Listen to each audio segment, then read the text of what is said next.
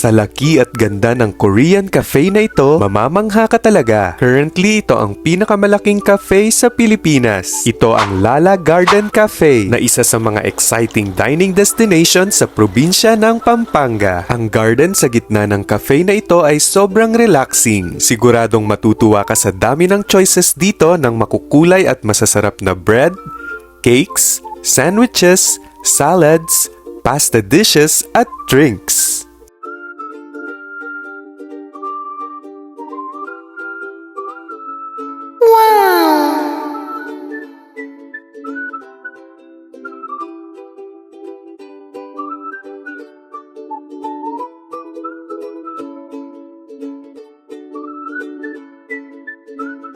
First time kong mag-dine-in dito at masasabi kong sulit ang aking pagbisita dahil masasarap talaga ang kanilang mga food and drinks, lalo na ang kanilang mga pasta dishes.